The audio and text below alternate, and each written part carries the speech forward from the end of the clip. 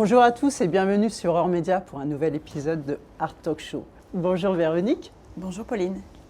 Alors Véronique est une artiste de la ville, c'est une artiste peintre qui utilise principalement l'acrylique, qui a travaillé notamment sur des fresques murales, mais qui aujourd'hui se spécialise principalement dans des toiles qu'elle vend à des institutions, des particuliers. Véronique est représentée dans divers musées et événements. Et la particularité de ces peintures, qui découlent principalement des humanités pour le sujet, c'est qu'elles peuvent être vues de deux manières différentes. Ce sont des peintures qui contiennent deux sujets distincts qui ne peuvent être en aucun cas perçus simultanément. Le premier sujet ne peut être vu que de près et le deuxième de loin. C'est extrêmement intriguant, c'est une expérience. On est très très content d'être sur place pour pouvoir voir comment cela fonctionne. Merci, moi aussi je suis contente que vous soyez là. Ça échappe vraiment, ça échappe aux écrans et c'est bien de se voir pour ça. Moi évidemment je m'interroge, Véronique déjà, qui es-tu? Quel est ton parcours? Alors, tu remarquais que je n'avais pas 20 ans, donc c'est un parcours quand même qui a quelques années derrière lui. Et encore, j'espère, de longues devant. Mais c'est le parcours d'une autodidacte. D'accord. Je suis vraiment l'autodidacte même, c'est-à-dire que pendant très longtemps, j'ai été cadre en entreprise. Et puis, à 40 ans, j'ai décidé de faire ce qui m'animait vraiment, c'est-à-dire de la peinture. Donc, effectivement, j'ai commencé par des fresques murales. Donc, très vite d'ailleurs à New York, aux États-Unis, où je suis allée faire des fresques. Et puis à 40 ans, non, à 45 ans, je me suis vraiment penchée sur ce que j'avais envie que le spectateur voit. D'accord. À savoir une toile qui se transforme quand on s'avance face à elle, quel que soit l'angle. D'accord. Ça, c'est ce qui est... Finalement, c'est ça la nouveauté dans cette histoire. C'est une toile qui se transforme, mais quel que soit l'angle, et que ce soit universel. C'est-à-dire qu'un enfant de 8 ans peut comprendre ce qui se passe comme un adulte, qu'on soit en Asie, aux États-Unis, etc. Oui, c'est vrai que c'est une expérience de transformation. Exactement, qui est universelle. Oui, incroyable. Donc ça, c'était juste l'intention. Et puis du coup, j'ai beaucoup œuvré avec mes pinceaux en acrylique. Tu disais tout à l'heure que je travaillais l'acrylique. Oui, j'ai gardé en fait le même médium parce que finalement, en plus, j'avais un sponsor lorsque j'étais fresquiste. Ça ne gâche rien. Donc, je me suis dit, bon, de toute façon, on peint avec son cerveau, donc la matière, je vais garder la même. Et puis j'ai commencé à créer les conditions pour que ce soit possible. Incroyable. C'est une question que je n'avais pas prévue, mais justement, comment en es-tu venue à aller à New York pour faire une fresque? La fresque à New York, c'est une histoire intéressante, hein. C'est vraiment la synchronicité. Mon parcours est jalonné de synchronicité, c'est-à-dire que c'est une Dijonnaise qui un jour a vu mes œuvres et qui m'a dit, elle avait vu une grande fresque qui faisait 10 mètres de haut. Elle m'a dit, mais tu ne peux pas rester à Dijon, enfin, faut que tu ailles à New York. Moi, j'ai une copine à New York, elle est dans l'art, tu devrais la rencontrer. On s'est mis en lien. Et elle m'a fait venir pour peindre au Five Points. Donc, je suis une des dernières Françaises à avoir peint au Five Points. J'ai fait une première fresque et puis ensuite, elle a tellement aimé qu'elle m'a fait peindre une autre fresque sur son école d'art. Et depuis, on a un lien et on est amis. Et c'est encore aujourd'hui ma galeriste entre la Floride et New York. D'accord, l'interface est assurée. Voilà. Ok. Tu es de Dijon d'ailleurs? Non, mon mari est dijonnais. D'accord. Donc on peut dire que je suis devenue dijonnaise depuis un bon nombre d'années, parce que je suis mariée depuis longtemps maintenant. Par alliance. Mais je ne suis pas dijonnaise. J'ai grandi à côté de Genève, à la frontière française. Donc j'avais un peu un pied en Suisse et un pied en France. Et j'ai rencontré mon mari à Paris qui était dijonnais. Donc on a décidé de venir vivre à Dijon. Voilà. D'accord. Ah, excellent. Belle histoire. Voilà. On parlait de ton travail parce qu'évidemment, c'est ce qui nous intrigue beaucoup aujourd'hui. Ton travail fonctionne sur la double vision. Mais du coup, la double vision, qu'est-ce que c'est exactement? Comment tu l'expliquerais? Alors, en réalité, le mot de double vision, on l'a choisi parce que c'est le même mot en anglais, double vision. Ils comprennent, les Américains comprennent qu'il y a quelque chose de double. Je pense que c'est plus juste de dire que je crée en fait des toiles quantiques. D'accord. D'accord? Donc, ces toiles, en réalité, ça va continuer la question que tu me posais juste avant. Qu'est-ce que tu fais? Qu'est-ce que sont ces toiles? Oui. En réalité, quand j'ai commencé, j'ai fait mes fresques et que j'ai décidé de passer à autre chose sur toile, Oui.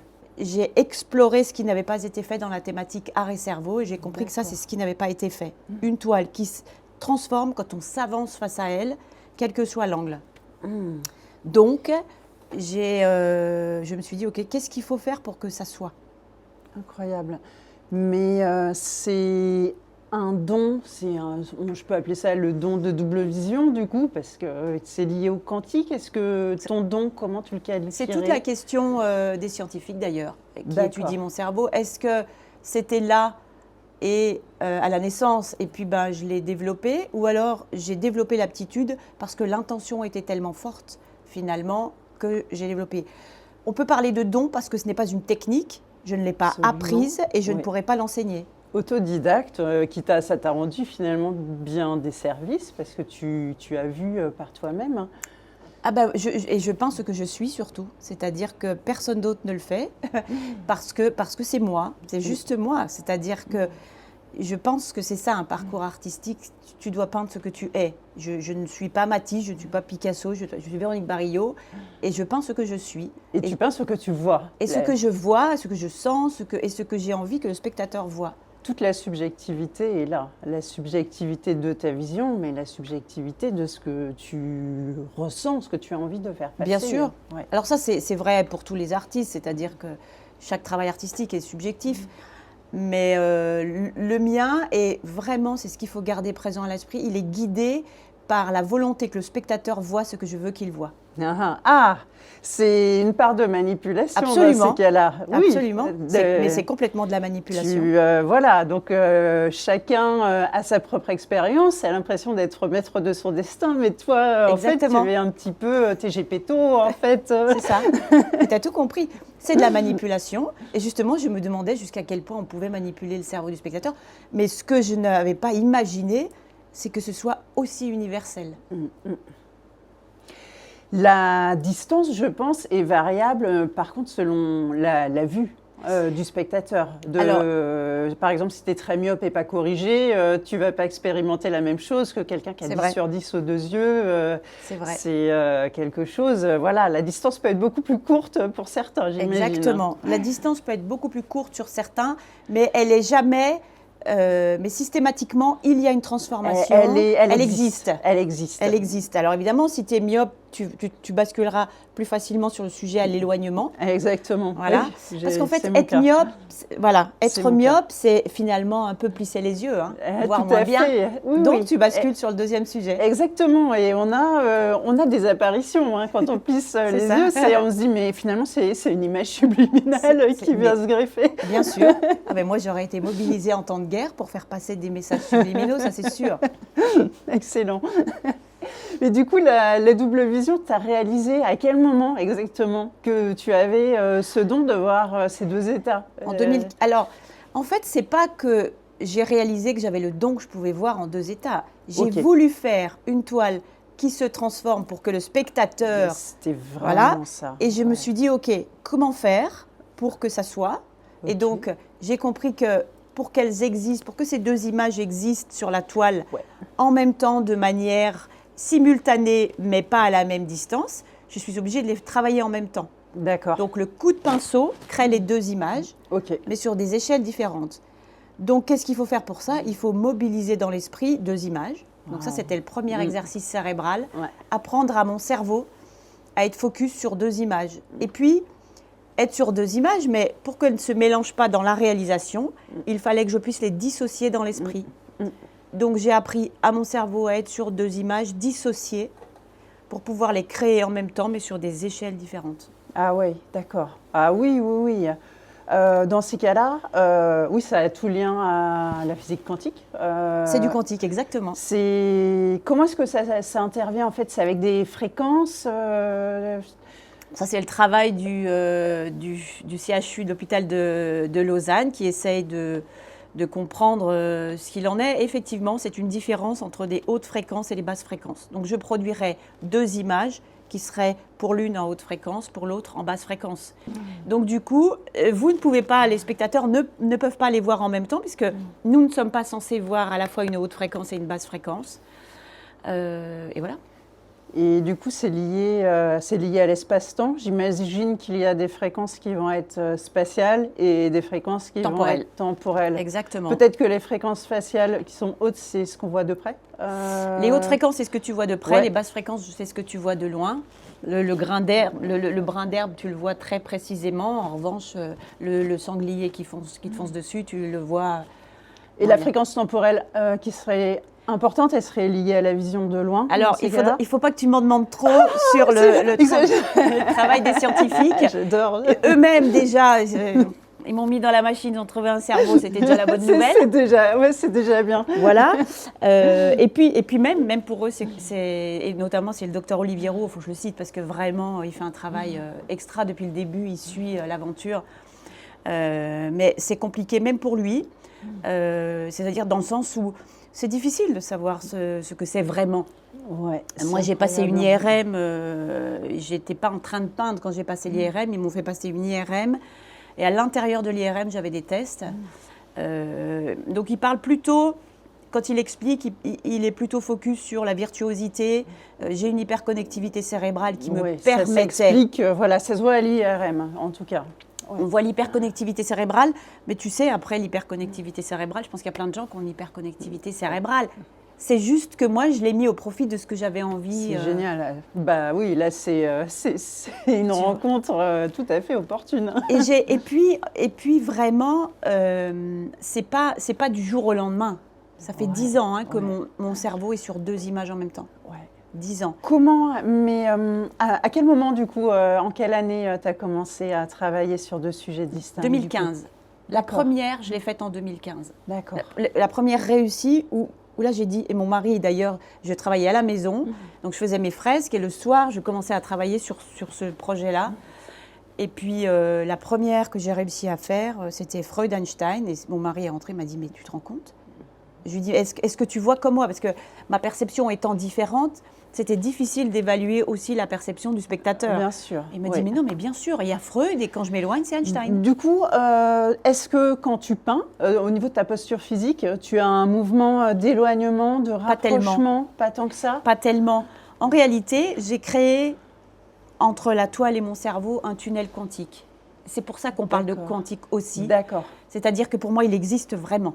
Je peux, par la concentration, je travaille en état d'auto-hypnose, créer un tunnel qui pour vous est invisible mais pour moi existe, dans lequel je positionne les 2 images, qui peuvent être des images qui me sont commandées par les collectionneurs. D'accord. Donc je les positionne dans le sens où je veux. Et quand je peins, moi, en réalité, je n'ai pas besoin de bouger pour les créer. D'accord. Et je peux même bouger intellectuellement sans bouger physiquement autour de mes images dans ce tunnel. Est-ce que la position de tes yeux change? Par exemple, est-ce que tu plisses ce genre de choses? Tu gardes l'œil grand ouvert? Enfin, c'est bête, mais oui, je garde l'œil grand ouvert. J'ai pas besoin de plisser. Mais il m'a fallu 5 ans pour mettre les mots que je mets là aujourd'hui, pour t'expliquer. Oui, parce que tu l'as subi au début. Enfin, tu voulais le faire, mais tu as subi les moyens que ça t'a pris pour y parvenir. Et ensuite, il y a eu une opération de décryptage pour se dire, finalement, je fais ce que je voulais, mais comment ça se fait? Voilà, exactement. Et le processus cérébral va très, très vite. Donc, c'est très difficile d'étirer les secondes pour les analyser. Donc, et ça, il y a plein de choses qui, d'ailleurs, d'année en année, de nouveaux éléments arrivent pour que je puisse éclairer le spectateur. Mais parce qu'au début, je croyais que je mettais une image sur chaque rétine. Il y a quelque chose qui m'interpelle justement par rapport à tes images de référence, c'est qu'elles sont… Déjà, c'est très beau. Merci. La vision… Évidemment, la vision à distance est la plus impressionnante parce que là, on a, on a tous les détails en fait. On voit vraiment… tout ce qu'il y a. Mais tu as les détails de près aussi. Hein. Et oui, exactement. Mais on les appréhende d'une manière plus globale, plus intriquée. En fait, moi, je trouve que c'est vraiment très, très réussi au niveau figuratif. La vision de loin. Et je me dis, Comment est-ce que tu fais pour intégrer tous ces détails dans la peinture, en fait, qui sont nécessaires à un réalisme aussi saisissant et aussi efficace que celui que tu proposes? Est-ce que d'abord tu t'imprègnes bien évidemment d'une image de référence, mais que tu vas mémoriser pour avoir ces beaux détails dont tu nous fais part? Je vais vous raconter une anecdote, elle explique bien ça. C'est-à-dire que quand je peins, donc je peins visible du public. Alors, ils peuvent venir, je travaille de nuit, donc il faudrait qu'ils se lèvent, qu'ils passent la nuit, mais je peins visible du public dans mon atelier. Et donc, il faut systématiquement que j'ai les deux images que je vais représenter sur ma toile. Donc, je laisse une petite photo de chaque. Voilà, c'est ça. Pour être sûr que mon cerveau ne parte pas, car j'ai une tendance à la divagation. D'accord. Et je vais te raconter une anecdote qui explique justement pourquoi aujourd'hui je laisse ces deux petites images. C'est que j'avais été contactée pour exposer aux États-Unis pour la rencontre Obama-Hollande. Donc, il m'avait dit, faites une double vision sur ce sujet-là. Okay, et donc, je commence à travailler sur la toile de Michelle Obama et Barack Obama. Et puis, en cours de réalisation, je me rends compte qu'il y a un truc qui ne va pas avec Barack Obama, parce que ce n'était pas Barack Obama. Et à l'époque, je ne laissais pas je travaillais de tête. Voilà, on ne peut pas tout avoir. Voilà. Et puis, je me disais, c'est bizarre, mais qui c'est ce personnage que je suis en train de faire? Alors, accroche-toi bien. J'étais en train de peindre Michelle Obama, mais j'étais en train de peindre le fils de mes voisins à l'époque. J'habitais sur les hauteurs de Dijon, qui avait un chat qui s'appelait Obama. Donc, il a fallu que je comprenne sur quoi je bloquais. Quand j'ai compris sur quoi je bloquais, je me suis dit d'accord. Et quand j'ai débloqué, j'ai fait Obama. Voilà, pour dire que... Par association. Oui, voilà. Je divague très facilement. Donc, pour m'empêcher de divaguer, je garde deux images, les deux pour que mon esprit ne s'envole pas. Et c'est aussi pour ça qu'aujourd'hui, je crée ce tunnel quantique. Il m'oblige à être focus sur mes deux sujets et que toute l'énergie ne passe que sur ces deux sujets-là et pas sur autre chose. D'accord. Voilà. Waouh. Ouais, c'est super intéressant. Tu utilises l'acrylique, qui est un médium qui sèche assez vite. Je me demandais justement comment tu travaillais avec ce système en fait très méditatif qui t'habite. Est-ce que ça te force quand même à travailler assez vite parce que tu vois, il y a des petits détails, des petites choses que tu as du mal à saisir sur le long terme, ou est-ce que tu peux vraiment prendre ton temps avec une persistance de la mémoire, comme dirait Dali? C'est très très long de créer une toile qui se transforme quand on s'avance face à elle. C'est très très long. J'en fais très peu dans une année. Ok. Donc cette année, pour te dire, avec toutes mes expos à l'étranger, j'en ai fait une. Voilà. Donc j'ai fait beaucoup. Après, je fais des déclinaisons, donc je peux les reproduire et ça va vite. Mais quand je crée la première, c'est très très long. C'est 120 jours minimum. Ah oui, d'accord. Donc en réalité, c'est un travail, c'est une équation au centimètre carré pour tous les cerveaux du monde. Une équation. Chaque centimètre carré d'une de mes toiles a deux significations. Ce sont des équations artistiques. D'accord. Voilà pourquoi peut-être Cédric Villani, le médaillé Field, est venu dans mon atelier, parce que ce sont des équations artistiques. Et d'ailleurs, souvent on me dit, mais vous deviez être très très bonne en maths à l'école. Et je dis, pas du tout. J'étais pas du tout bonne en maths à l'école. Moi, c'était plutôt les mots, mon truc. Mais ce sont en réalité des équations artistiques. Les mots, finalement, t'aident à comprendre et à expliquer. J'aime les mots, il y a beaucoup dans mes personnages. Terme, voilà. Ouais. Oui, et puis mes personnages sont Camus. Oui. Donc les mots, voilà, j'étais littéraire. Mais voilà, donc c'est ça, je ne peux pas faire une toile rapidement. Ça prend forcément beaucoup de temps et beaucoup d'énergie. Oui, justement, tu viens d'esquisser cette idée de matrice et de déclinaison. J'ai vu que c'était ta terminologie en fait pour définir ça. Donc la matrice, c'est la première œuvre, celle que tu mets en place avec tout ce processus méditatif qui est le tien. Oui. C'est plus de 100 heures en général, tu dis? 120 jours. 120 jours. Plus de 100, 120 jours, c'est-à-dire 120 Oui, c'est pour ça que jours. chaque centimètre correspond vraiment à une... Tous les soirs, je viens résoudre des équations. Oui. Jour, parce qu'on a l'habitude des artistes normaux, ou quand ils te disent 130 heures, c'est déjà Mais c'est quelque quoi la chose normalité? de... La Voilà. normalité, c'est de faire une œuvre. Pour moi, une œuvre, elle ne peut pas être faite en 30 secondes. Bien C'est-à-dire sûr, que ouais. quand je suis à New York et que je fais une statue, parce que j'ai peint sur les murs de New York, au Five Points, et en quelques jours, j'ai fait une statue de la liberté qui fait 5 mètres de haut. Pour moi, une œuvre, c'est autre chose. Il y a ce qu'on peint. Évidemment on peut faire du dripping, hein, il y en a plein le sol et ça m'a pris 30 secondes. Hein. Pour moi, élaborer une œuvre, enfin, Léonard de Vinci qui peignait, qui mettait tant de jours pour peindre, c'est pas qu'il était mauvais, hein, c'est que la création même, la complexité de ce qu'il faisait nécessitait du temps. Et pour moi, le temps, c'est aussi un élément important dans la création d'une œuvre. Après, c'est juste mon opinion, c'est pas un jugement de valeur, mais je pense que en tout cas, dans mon cas, ça n'est pas possible de créer une double vision rapidement. Bien sûr. Oui, mais ça donne d'autant plus de valeur justement à chaque équation, chaque unité en fait qu'on va percevoir en centimètres. Hein, voilà, ça correspond à autre chose. Au début, ça m'a un peu inquiétée quand même parce que je me suis dit, mais est-ce que les clients, mes collectionneurs vont attendre tout ce temps ? Et là, la toile que je vais livrer, 3 ans, tu disais 3 ans ouais. qu'il attend.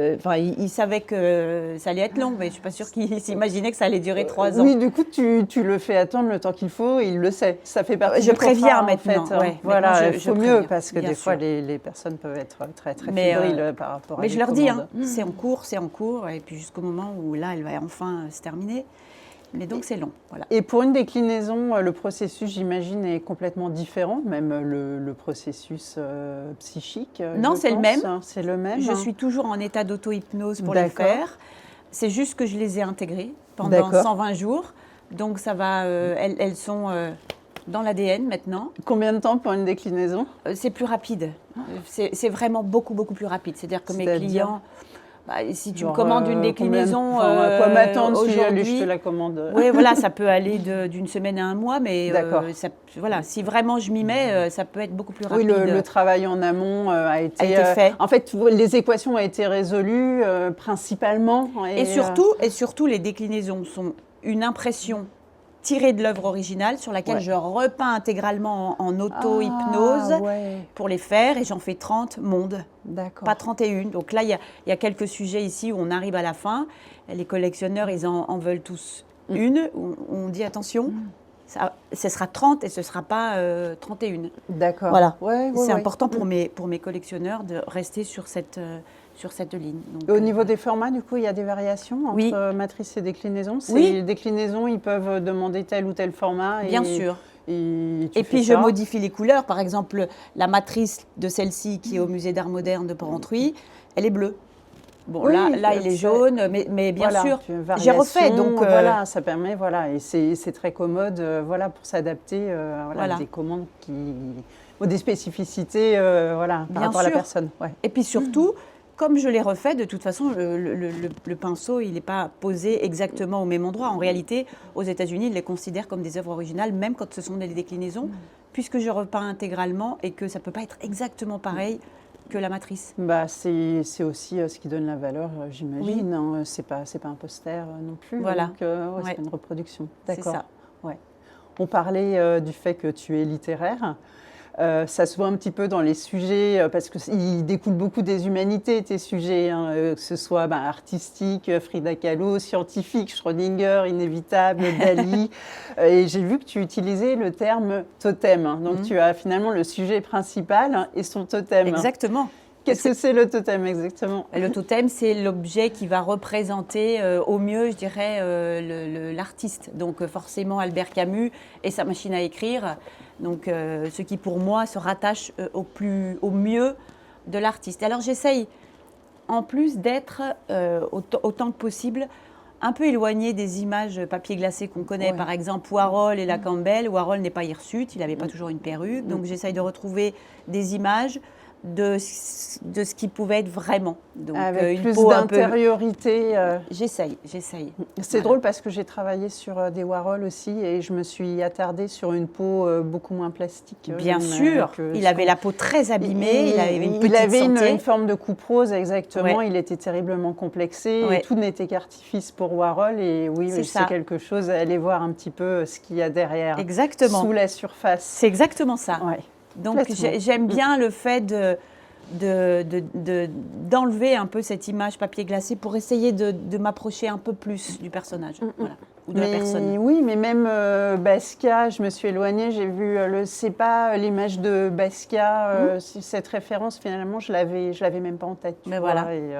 Et oui, c'est vrai que ton Warhol est très marqué. Il est marqué, il a la peau un peu vérolée. Et ça se perçoit, ça on verra, mais oui, on a l'impression de voir les trous dans le nez c'est ça. avec la Bien petite sûr. étiquette. Exactement. Oui, c'est complètement. C'est quelque chose que j'ai perçu.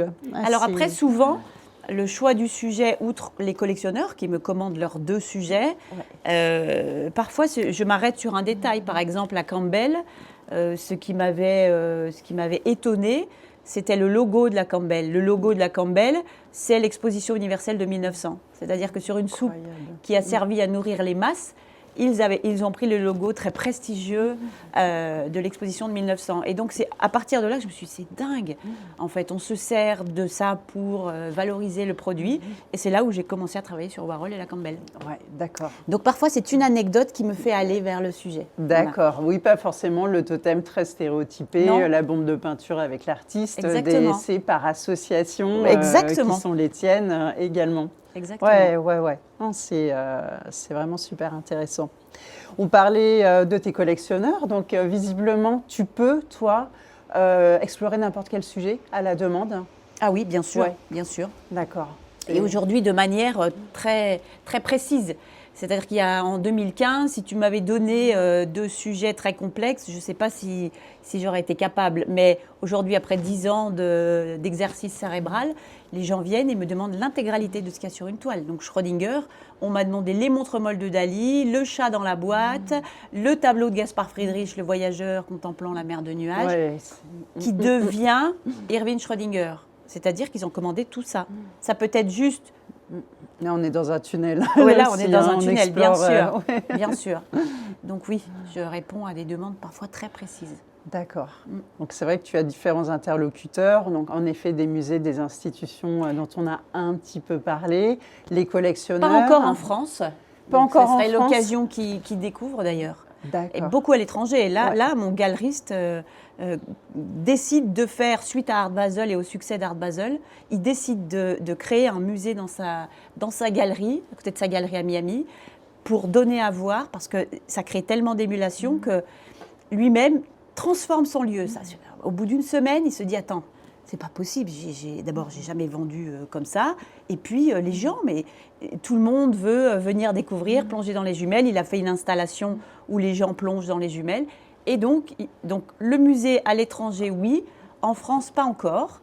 Donc, ce sera l'occasion ça va commencer. Par l'étranger, je pense. Hein. Oui, c'est une interface. La Suisse et les Américains sont déjà collectionneurs. Donc, peut-être que les Français vont se dire, ah tiens. Et toi, les scientifiques, parce que là, on est dans une autre forme d'interlocuteur avec ton travail. J'ai vu que c'était des Suisses. C'était à Lausanne. Oui, je suis de Lausanne. Comment est-ce qu'ils en sont venus à s'intéresser à cette capacité que tu as ? Parce que le docteur Rouault vient de Dijon. D'accord. Et donc, c'est un neurologue qui ensuite est parti à Lausanne et qui travaillait avec Bogdan Dragonski, qui est un chercheur qui travaillait sur l'impact de l'art cinétique sur le cerveau. Ah bah oui. Et donc, en collaboration, ils se sont dit, attends, parce que moi, je connais une Dijonnaise qui fait quelque chose, il faudrait que tu la rencontres, parce que je pense que ça rentre dans le cadre de ton travail. J'y suis allée, et quand ils ont vu, ils ont dit, non, mais c'est quand même incroyable, parce que l'impact de l'art cinétique sur le cerveau, on le sait, donc c'est la géométrie, ces spirales qui t'emportent et qui a un impact sur le cerveau des Alzheimer d'ailleurs. D'accord. Très particulier. Okay. Sauf que moi, pour la première fois, ça n'était pas la géométrie, parce qu'il y a un effet très prégnant sur le spectateur qui est un peu en dehors des normes, d'où ce que je racontais avec mon galeriste qui dit mais c'est incroyable ce qui se passe autour de tes œuvres, qui n'est pas dans la norme. Et donc ils disent d'abord ils tombent sur les œuvres et puis finalement ils disent mais comment vous faites? Et puis c'est là qu'ils commencent à travailler, à me faire passer des IRM, à étudier ma perception, puis la perception des patients de l'hôpital de Lausanne sur mon travail. Et dans ces cas-là, tu es branchée de partout quand ils te font Non. passer des... C'est intéressant ce que tu dis, parce que c'est souvent ce qu'on pense. Donc, je ne suis pas branchée de partout, mais c'est vrai que là, j'ai rencontré Philippe Schintz. Philippe Schintz, c'est le père des images hybrides. D'accord. Alors, il se trouve que je suis en expo à l'Île-sur-la-Sorgue, dans une galerie dans le sud de la France. Et ce jour-là, j'avais rendez-vous avec un collectionneur qui voulait me rencontrer. Et je suis dans la galerie, arrive un monsieur avec son épouse et qui se met devant mes œuvres et tout de suite, il plisse les yeux. Réflexe. Donc forcément, je vais le voir et je lui dis, mais comment vous avez su qu'en plissant les yeux, vous alliez reculer? Et il me dit, je suis Philippe Schintz, le père des images hybrides, qui est cité dans mon catalogue raisonné. Donc je prends le catalogue et je lui donne. Et il me dit incroyable, c'est ma théorie. Comment tu définis une image hybride exactement? C'est ça en fait. C'est ce que tu fais. Exactement, c'est exactement ce que je fais. C'est exactement ce que tu fais. Ce qui n'est pas censé être. C'est-à-dire que normalement, un cerveau ne peut pas créer une image hybride. Oui, parce qu'on parlait d'art cinétique, donc c'est vrai que s'il y a de commun, enfin j'imagine, je suis très novice, mais par rapport à ton art, c'est cette notion de mouvement, de transformation. Oui. Mais à la différence de ton art, l'art cinétique ne contient pas deux images figuratives. Simultanément dans le même espace, en fait, sur la même toile. Non, c'est ça. Voilà. Or là, j'ai étayé une théorie qui a été échafaudée avec le MIT de Boston. D'accord. Et donc, quand il a vu, il m'a dit, attendez, vous pourriez... Nous, on a une machine qui pourrait regarder sur votre cerveau. Donc, on devait se rencontrer demain. Il devait venir là. Bon, finalement, il doit partir à Nashville, donc c'est peut-être aux États-Unis qu'on va se rencontrer. Mais du coup, il vient rejoindre l'équipe d'Olivier Rouault au CHU de Lausanne. C'est lui qui avait créé cette image qu'on a vue beaucoup sur les réseaux, avec une Marilyn Monroe qui devient Einstein. Je suis passée complètement à côté, mais je passe pas trop de temps sur... T'iras voir, si tu tapes Marilyn Monroe Einstein, elle a été partout parce que c'est celle qui représente les images hybrides. D'accord. Donc j'irai voir. Voilà. Oui. Bah oui. Donc c'est excellent. Sauf que je lui ai dit que je trouvais qu'à un moment donné, Marilyn avait un peu une moustache d'Einstein. Parce que eux, qui est moins excellent. Parce que eux, ils ont utilisé en fait des diapos. Enfin, c'est-à-dire que c'est 2 diapos. Donc c'est pas aussi contrôlé que les 2 images. Là, tu ne vois que l'avion qui devient syntaxe. Mais c'est quelqu'un qui connaît, qui peut te donner exactement la définition de mon travail, mais en n'expliquant pas comment moi je peux le faire. Voilà. D'accord. Oui, avec la vraie théorie scientifique, on va dire. C'est le mystère. D'accord. J'ai vu, et tu m'as dit que tu avais pas mal exposé, que tu avais une vraie expérience nord-américaine, New York principalement. Est-ce que tu as l'impression que les Nord-Américains s'intéressent davantage justement à l'aspect scientifique de ton travail que les Français? Les Français s'intéressent aussi beaucoup à l'aspect scientifique. C'est juste que comme je suis une autodidacte... Le monde de l'art, dans ces cas-là, c'est le monde de l'art. C'est le monde de l'art. Et qui fait que... Et dans mon cas, en plus, il faut avoir été devant pour comprendre. Parce que sur les images, on ne comprend pas. On se dit, oh, c'est quoi? Donc, ça veut dire qu'il faut se déplacer dans un lieu où il y a mon travail. Et comme les premiers spectateurs étaient des Américains, forcément, du coup, ils ont demandé à voir mon travail. Et voilà. Mais c'est aussi parce qu'ils se sont trouvés devant très vite. Mais là, l'expérience à Art Basel, ça a été dingue. C'est-à-dire que Fox News, ABC News, Telemundo, ils m'ont interviewé pour diffuser la bonne parole. Oui, il y avait un gros engouement autour de... Ça doit être une super surprise. Alors, j'ai bien vite compris, quand même, quand j'ai commencé à montrer, même dans des petits salons, qu'il se passait quand même vraiment quelque chose. Sauf que là, c'était vraiment les grands collectionneurs, la presse, les médias, et donc des gens qui ont l'habitude de voir beaucoup d'art. Donc, et donc là, j'y retourne pour un solo. C'est-à-dire qu'il m'expose pour la première fois, premier week-end de décembre pour Art Basel. Et là, je repars à Miami pour un solo à la Lina Serron Gallery d'Orwinwood, qui est une superbe galerie, immense galerie. Et il a déjà les clubs de grands collectionneurs qui demandent à me rencontrer. Donc on va se rencontrer. Étonnant. Enfin, étonnant pour quelqu'un qui est juste à Dijon, qui ne peut pas diffuser sur les réseaux ou d'images, de se dire que tu as des grands collectionneurs américains qui t'attendent et qui te reçoivent. C'est juste incroyable. Bah là, même si j'ai l'impression que le meilleur reste à venir, parce que finalement, tu restes une petite nouvelle. Bien sûr, voilà, bien sûr. Tu es une jeune artiste. Ça fait plaisir quelque d'entendre part. ça. Donc même si j'ai l'impression que le meilleur reste à venir, pour l'instant, c'est quoi ton plus beau moment artistique? Le plus beau moment artistique, ça reste la découverte. Parce que ce qui m'intéresse, c'est quand même d'être dans mon atelier et de faire. Ça, c'est vraiment le Graal. Donc, d'abord, mon plus beau moment artistique, c'est la découverte. Et je crois le deuxième beau moment artistique, c'est ce que j'ai vécu pour Art Basel. C'est-à-dire que vraiment, enfin, 10 ans après, le public de collectionneurs peut découvrir en vrai. Et là, vraiment, c'était au-delà de mes espérances. Vraiment. J'ai reçu des messages. La journaliste... était juste, toute l'équipe était mais c'est incroyable, on n'en revient pas. Enfin voilà, ça c'était l'Art Basel cette année, c'était fou. Donc en résumé, c'est 2 grandes rencontres. Ta première rencontre avec toi-même. Oui, c'est ça, c'est ça. Et ta deuxième grande rencontre avec ce super ça. public de collectionneurs. Ouais, t'as bien résumé. Voilà, C'est 2 ça. grandes rencontres. C'était super, c'était vraiment très très intéressant. Merci on à toi. découvre plein de choses et puis on va regarder ça de plus près et de plus loin également. Très bien, t'as tout compris. Hein. Merci beaucoup Véronique Merci de à nous toi, avoir Pauline. accordé ce temps précieux. Merci à toi, vraiment. Et à bientôt j'espère et bonne chance pour la suite. Merci, je croise les doigts. Vous avez découvert une artiste vraiment extrêmement singulière. J'espère que ça vous a intéressé comme ça m'a intéressé. Et je vous dis à très bientôt pour de nouvelles aventures sur Art Talk Show.